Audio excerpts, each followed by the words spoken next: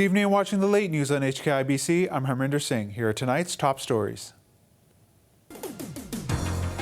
Thousands turn up at Victoria Park to mark 31st anniversary of the Tiananmen Square crackdown, defying police ban. National anthem law is passed after a shortened third reading disrupted twice by foul-smelling liquid. And 100 residents are evacuated from a Sha Tin housing block after 7 residents there contract COVID-19.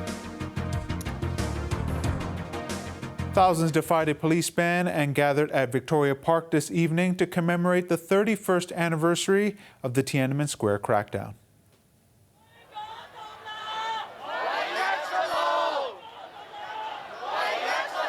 Holding candles, people filled football pitches, although the turnout was visibly lower than in previous years. Staff from the Leisure and Cultural Services Department watched from the sidelines as they failed to stop people from barging through metal fences. Organizer Lee Chuk-yan, Albert Ho, and other veteran activists held a casual ceremony where the stage usually was. The crowds gradually dispersed after 9 p.m., but some members of the League of Social Democrats paid a visit to the liaison office in Sai Pun. They read a statement in memory of the deceased and observed a moment of silence.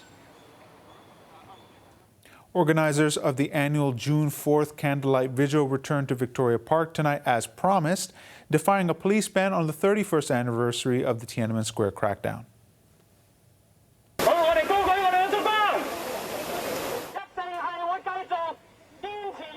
Led by veteran activists Lee Chuk-yan, Albert Ho, and Richard Choi, the group lit candles near the park's Causeway Bay entrance at 6:30 p.m.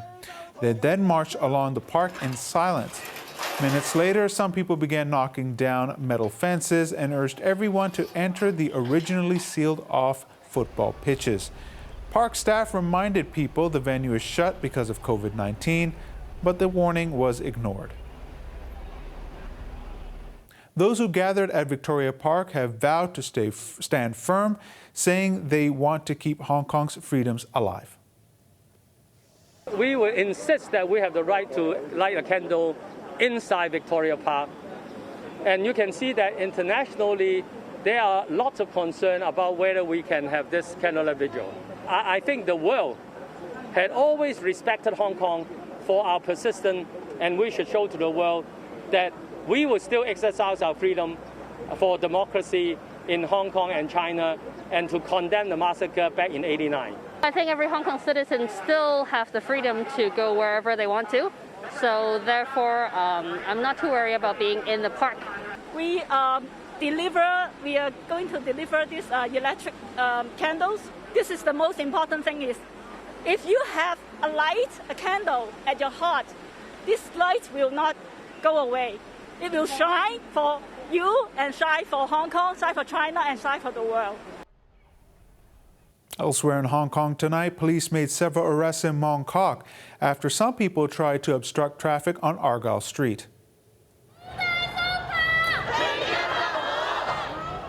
Shortly before the chaos, dozens of people held a peaceful vigil outside Langham Place near the junction of Portland Street at around 9 p.m. Moments later, plastic barriers were placed on the roads, blocking all but one lane of traffic.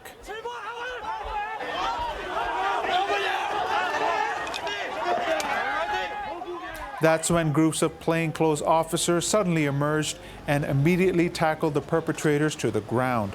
Scores of riot police arrived and cordoned off the area before traffic resumed at 9:30.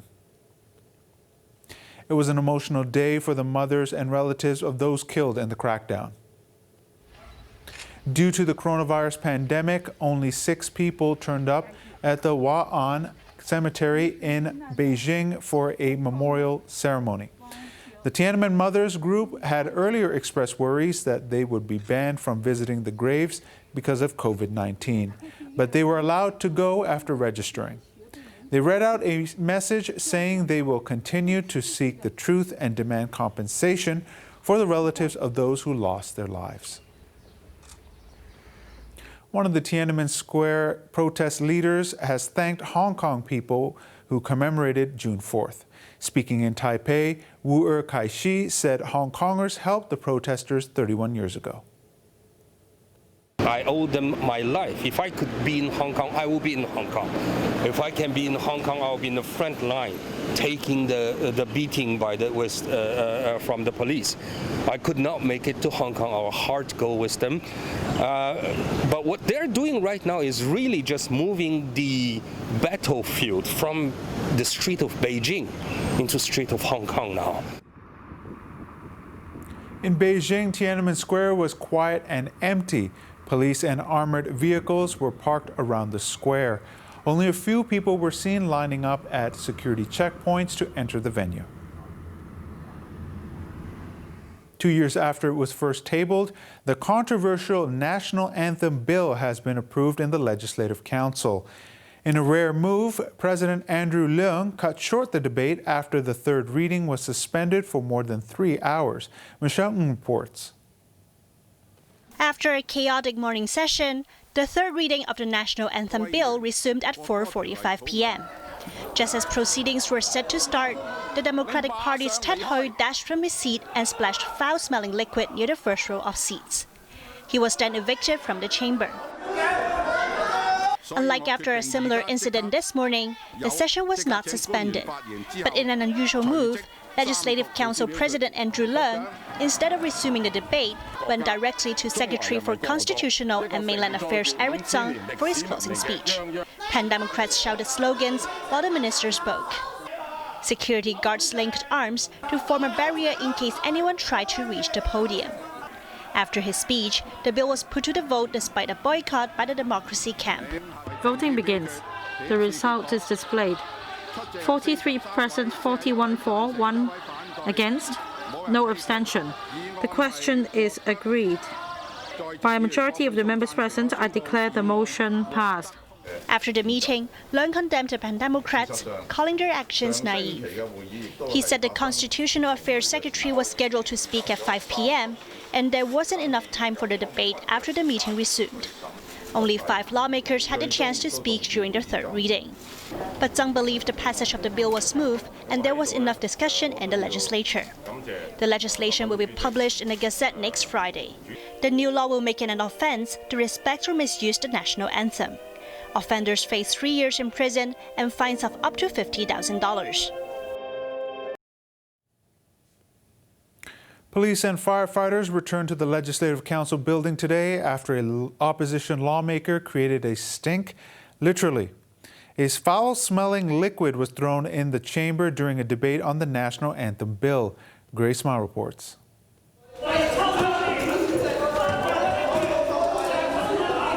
Reeking liquid was splashed on the chamber floor by opposition lawmaker Eddie Chu as fellow Pan-Democrat Raymond Chen chanted, "Murderer regime stinks forever." It happened at around 1 p.m. during the third reading of the national anthem bill. Security guards hauled the 2 lawmakers out of the chamber while the DAB's Starry Lee, who was presiding at the time, adjourned the meeting.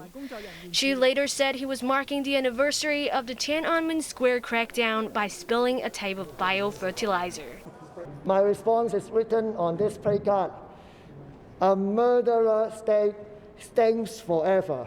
What we did today is to remind the world that we should never forgive the Chinese Communist Party for killing its own people 31 years ago without any apology, without any investigation, and only to repeat bigger and bigger sins to cover what they did 30 years ago.